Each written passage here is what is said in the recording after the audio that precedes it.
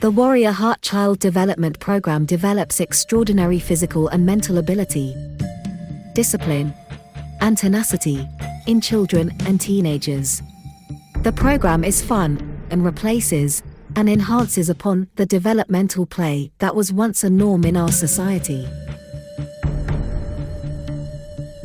At the core of the program lies the warrior art to which everything is anchored. It is a warrior art and way of life that was built upon the principles of penetrating buildings and fortification using physical skills of stealth, combined with ingenious tools and seemingly outlandish strategies. This incredible art offers a base that is unlike any other martial art practiced today. It employs total mind and body development, the use of both left and right limbs, acrobatics, warrior skills, and much, much more. We started the Warrior Heart Child Development Program back in 1987. We were still youngsters back then. Noelle really wanted to work with children, and so she decided to use this art that we love so much in a new and exciting way in order to benefit children. The essence of the program is that we use a long-forgotten Chinese martial art to develop areas of the mind and the body that just wouldn't normally be developed under normal circumstances. The program rapidly became a big success, and we found ourselves quite quickly with 4 schools in Thailand, Malaysia, Singapore, and Hong Kong. In 2009, we moved to South Africa, and the program has been working ever since. I can say it's been a huge success, and to date we have taught hundreds upon hundreds of children.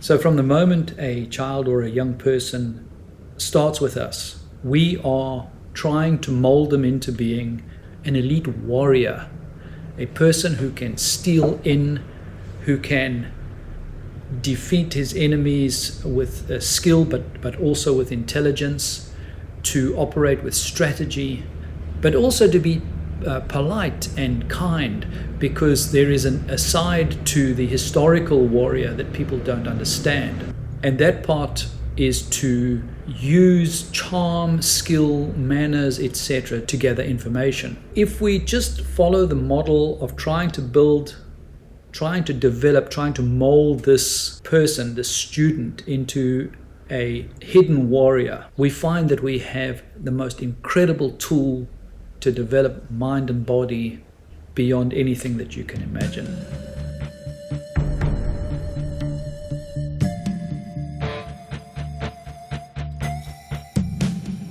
Next logical question is, well, how do you do this? And I'd have to start by introducing the belt system. All our children are graded in their progress by color belts. So yellow, orange, green, blue, etc. The principle is that the more skills you develop, the better you get through time and effort, the darker the color gets, until you get a black belt. And if you ever stay that long, there's 9 levels of black belt. So at a single glance, you can see who needs what, and an entire class can run together.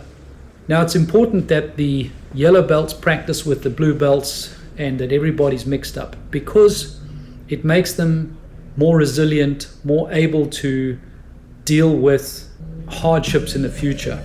It also keeps the ego down a little bit. And so we are mixing failure and success, always with a slightly more success. That person achieves something. I can't do a handstand, I can't do a handstand, I can't do a handstand. And then one day the handstand comes, and thereafter they have the handstand. That achievement absolutely changes a child's life. Handing out 10 gold stars to 10 different people in a class doesn't mean anything. And we're actually seeing damage from that type of education. The requirements are absolute. So for example, can you do a handstand? Can you do a forward roll? Can you do a side kick, etc.? If you can't do those things, you can't get your belt. That makes the person strive, achieve, and succeed at those requirements. Now, when they can't, that's where Noelle and I look for the trigger. The trigger is a little something, a little unknown thing that opened that particular person's door. So that person might need more encouragement. That person over there might need more technical help.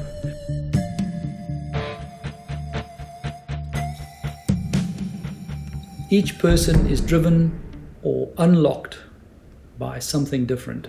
And so we try very hard to find each person's key, each person's trigger. Just on the subject of encouragement, we always encourage children, of course. But we also will tell them when they're not doing something correctly. And that is something that is not happening enough in the environment today. Children need to be able to see, oh, this is what I need to do, and this is why I need to do it this way, not this way. Educate children on the reasons why you do something, on the benefits of doing that, and that helps them achieve things.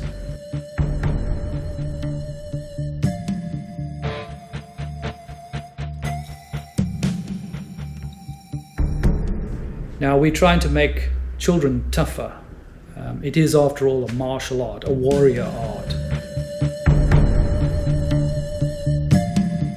People who want to do ballet, go and do ballet. It's also a discipline. It's different, and we encourage that. If you want to do gymnastics on its own, we encourage that too. But this is a warrior art.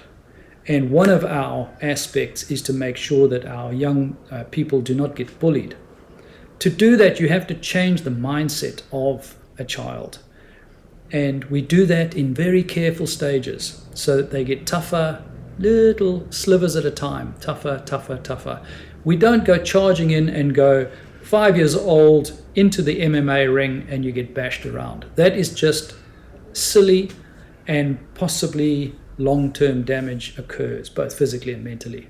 So our method is to, in very, very small increments, is to grow the person, both in strength, physical strength, mental strength, and in toughness and resilience. If you want to teach children anything and you want it to be successful, you have to turn things into games. Noelle and I have spent a great deal of time creating games that have a purpose and have reason and meaning, and more importantly, have developmental aspects to them.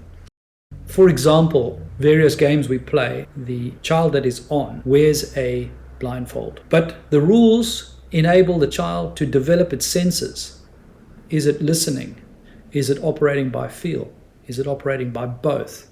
And so over a long period of time, those senses start to develop and start to help in that person's life. Now, we always remember that we are developing a hidden warrior. These people use their senses to achieve their goals. That's what we want from the children as well, is to develop more of their senses, to heighten their awareness and their abilities to ultimately achieve in life. We're obviously not using martial arts to go out and hurt people. On the contrary, we only use our martial arts for self-defense and for the ultimate prevention of danger, let's say if society breaks down. But at children's level, that's not really appropriate. In the adult classes, that is a more appropriate discussion. In the children's classes, it is to develop as much as possible for the future.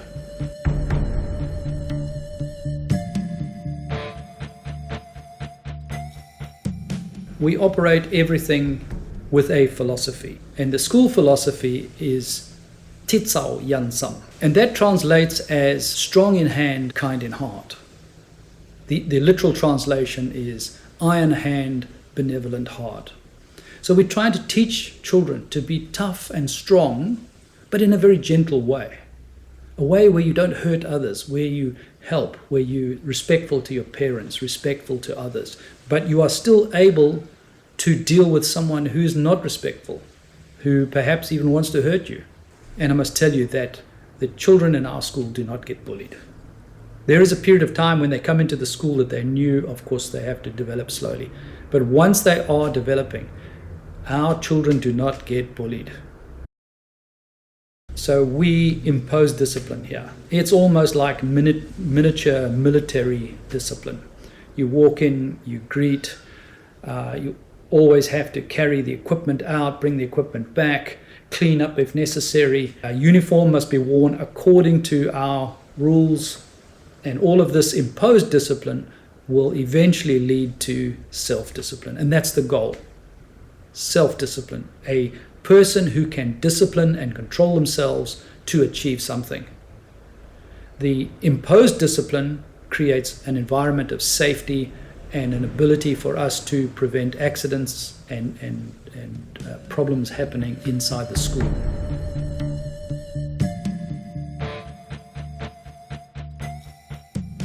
There's nothing more wonderful than to see the incredible development of a child turning into a teen, turning into an adult that is strong in hand and kind in heart.